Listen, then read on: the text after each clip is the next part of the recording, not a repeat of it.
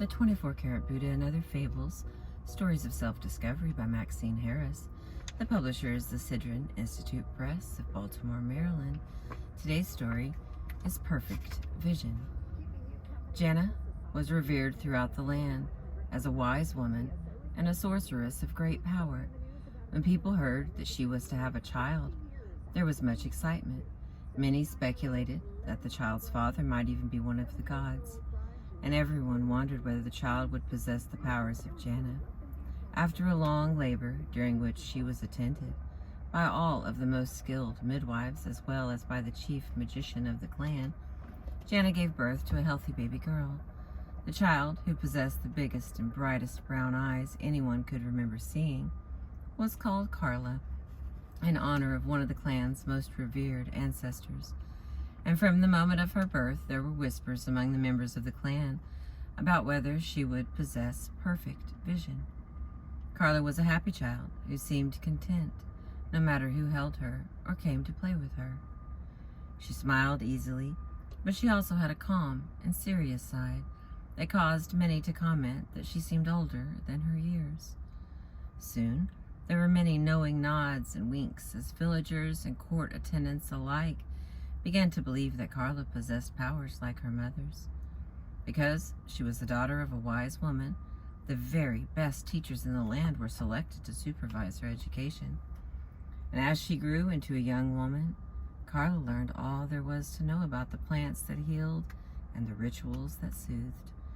She learned the ancient chants that had the power to change the direction of the wind and the force of the rain. And she learned to still the heart of her enemy and to make even the most raging beast respond to her gentle command. All of these things she learned, but still, no one knew if she was one of the ones with perfect vision.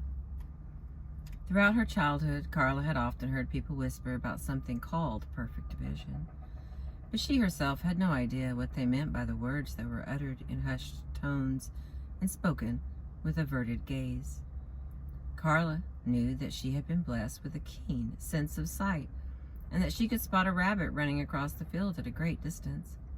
But somehow, she did not think that that was the kind of vision people were talking about. Sometimes when she was alone, she would wonder what perfect vision was, and if she was indeed one of the chosen ones.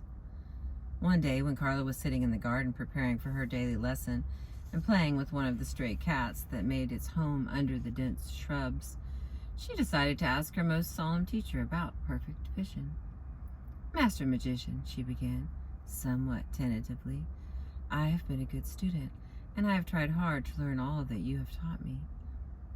I have never questioned your insights, nor have I doubted your authority, but now I must ask you a question about something that you have never mentioned. Ever since I was a small child, people have whispered about perfect vision and have wondered if I possess such powers, but no one has ever told me what those powers might be. I should so like to know, so that I might be able to tell if I have the special powers."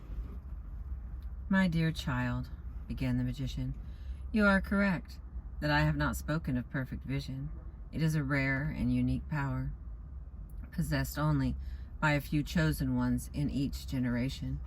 I cannot tell you what it is because I myself do not possess the powers. I only know that if you are one of the ones with perfect vision, you will know it soon enough. Now let us begin your lesson and talk no more of this." Carla was even more confused after her conversation with the magician than she had been before. Whatever this perfect vision was, it was certainly something mysterious.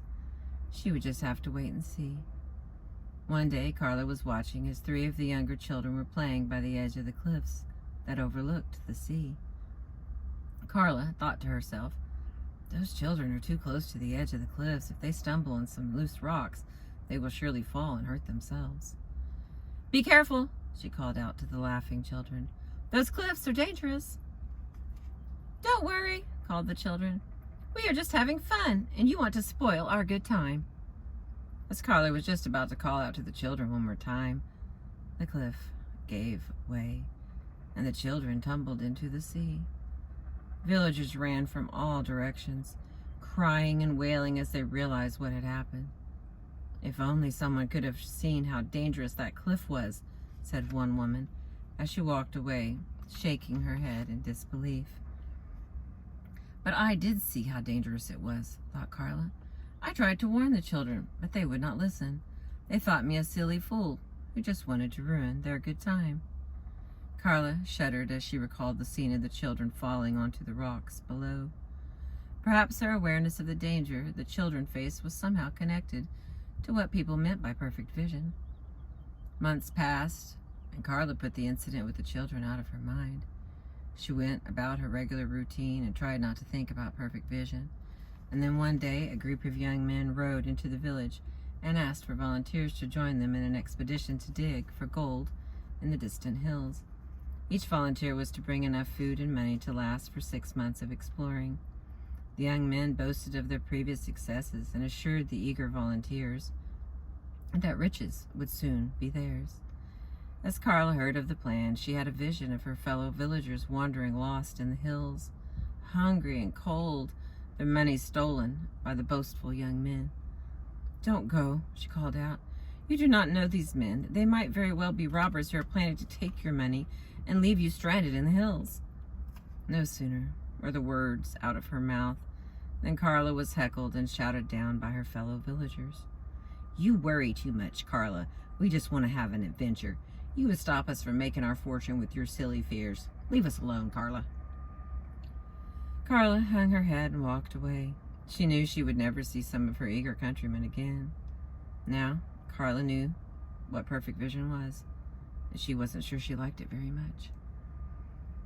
Several years passed, and several more times Carla had visions of what was about to happen. Each time she told people what she saw, and each time she tried to warn them to change their behavior and thus avoid almost certain disaster. She told the farmer not to plant in March, but to wait until May, because there was going to be a late frost. And she told the young maiden to find another beau, because the man she was engaged to would surely make her cry. But each time people scorned Carla's advice, she was told that she worried too much or that she was too cautious. People criticized her for ruining their fun and putting a serious face on everything. After a while, people turned away when they saw Carla coming. They did not want to be told to stop this or to avoid that. It did not matter that her visions came true. People simply wanted to go about their lives and take their chances. Carla grew sad and more isolated with the passing years. She did not like being the one to see what was going to happen.